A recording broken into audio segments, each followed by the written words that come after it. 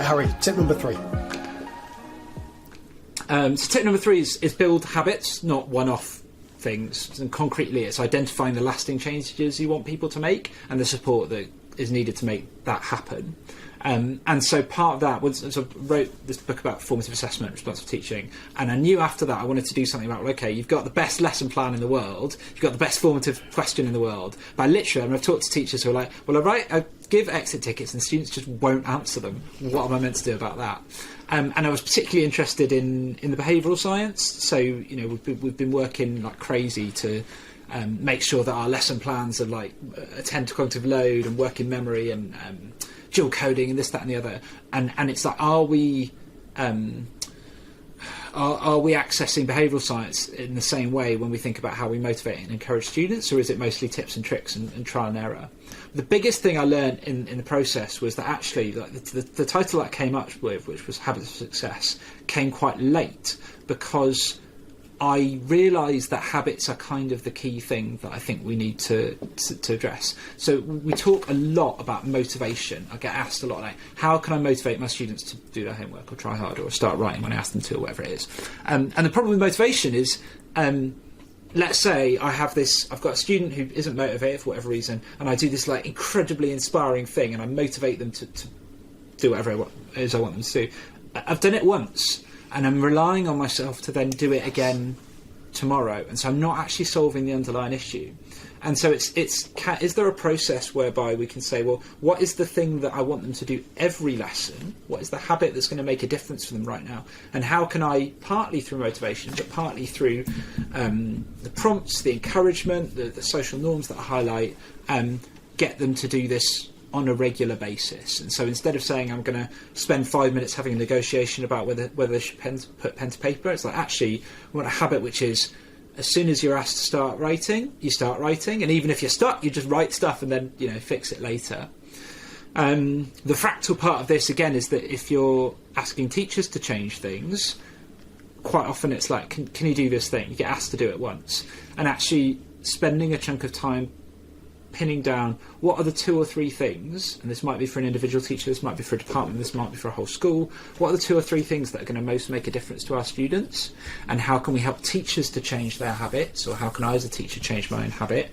It is what is going to make a lasting difference, because as we know, we've all done it, tried this thing for a bit and then I stopped doing it because I was just too busy and other stuff was going on. And if we want to make lasting improvements, we need to get away from that. Lovely, as Harry, right? Just 2 points on this one that spring to mind. First is it ties brilliantly into one of your previous ones about this less being more, right? Like we have all these desires of, there's 27 things we want our kids to be doing every lesson, and it just doesn't happen. So focusing on your big hitters, what are going to be the ones that are going to cause them to learn more and so on.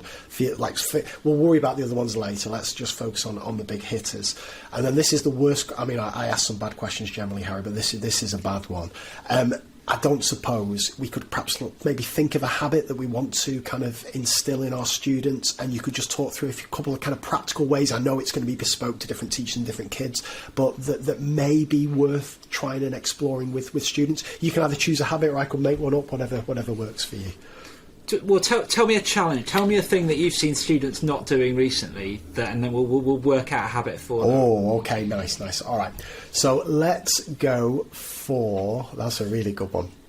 Right, I got one because I saw this in a school the other day. What's interesting about this, it's not your kind of obvious kind of just bad behaviour, but it's something that can potentially derail a lesson, and that is every time the teacher was asking a question of the students, 1 or 2 students were just kind of shouting out the answer kind of straight away, whereas the teacher wanted them to consider it kind of independently, have a discussion with the partner, and so on and so forth. So a potentially bad habit, but if you solve that for us, Harry, that'd be amazing.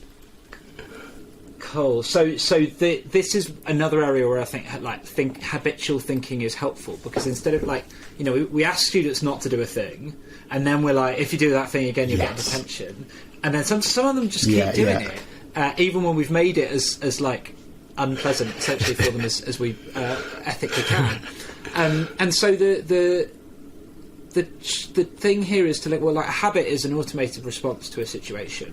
And so for some students, for whatever reason, it might be because they're really keen, it might be because they're showing off, it might be because they're genuinely trying to derail the lesson. the automated response. So I know the answer. I'm going to shout it out. So to break a habit, you have to break this link between the situation and the response. Now, one way to do that is to have these motivational conversations. Another way to do that is to punish. But often that's not actually, if the response is instinctive, it's not going to do the job. And so probably the most obvious thing to do is to change the situation in some way. So instead of, for example, instead of saying, I'm going to ask a question and like, I'm going to make the room really quiet and calm. I'm going to put the question up on the board. We're all going to look at it together. So I'm not asking it. I'm not expecting a response.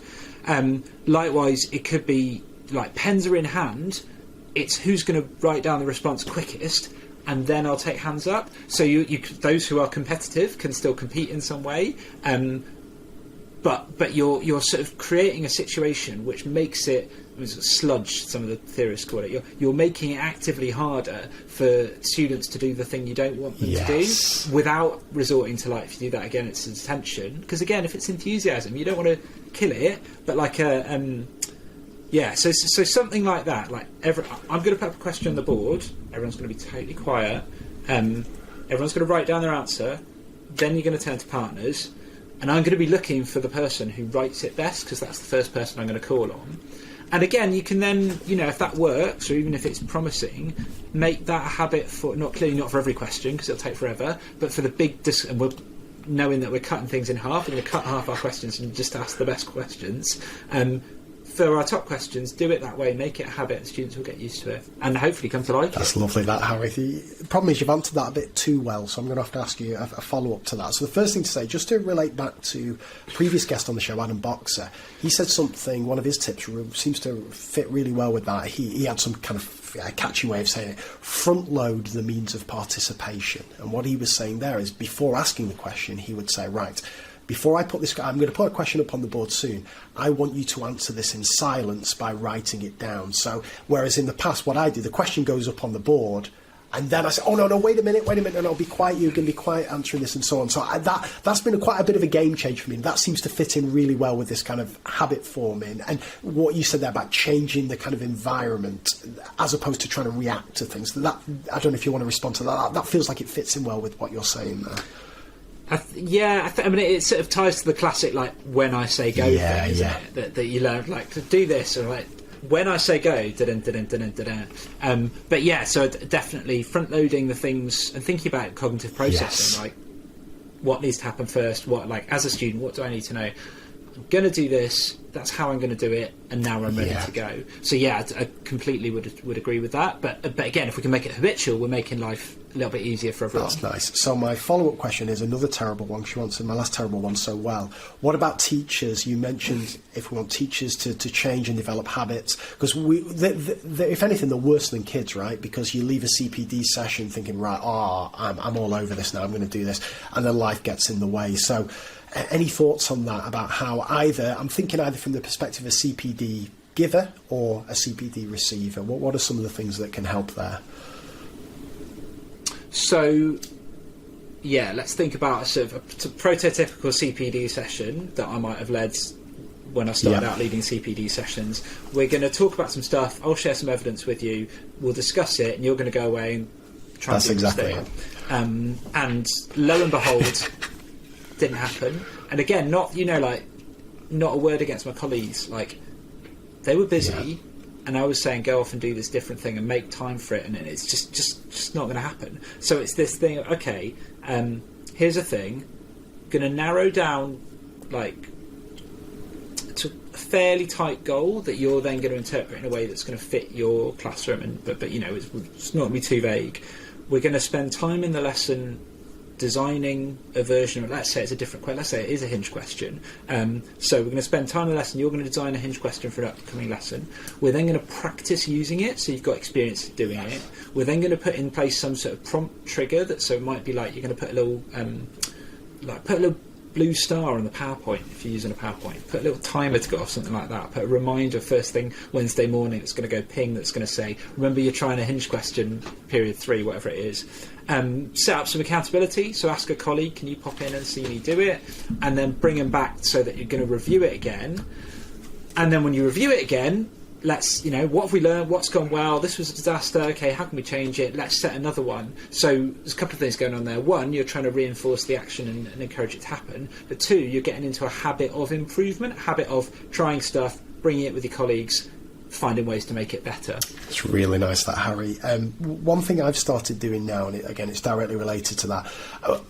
If I'm asked to do a talk, I always want to have a follow-up if possible, because, as you say, you get that accountability to get people back together. But if that can't happen, one little change I've made, and it's exactly what you've said there, is if I'm doing a session on diagnostic questions or problem solving or whatever it may be, the example, I always ask the teachers to think of a lesson that they're going to be planning, tomorrow or the next day or whatever, just so any work that they do in that session is almost like time saving. They've got every reason then to use it because it's saving them time. Whereas in the past, I might have just been, we'll all be doing the example that I'm doing on the board. And if you're not teaching that for a term, where's your incentive? You're going to have to start from zero. Just little things like that can make a difference, can't they? I'm always happy when you get to an end of CPD session and you see someone turn around to their colleague and they're like, that was actually quite useful because I planned Yeah, the that's lesson. it. That's it's it. like, trick, we've told you some stuff that might be useful, but actually you're going away thinking CPD is useful and I'm ahead of where I expected to be rather than behind.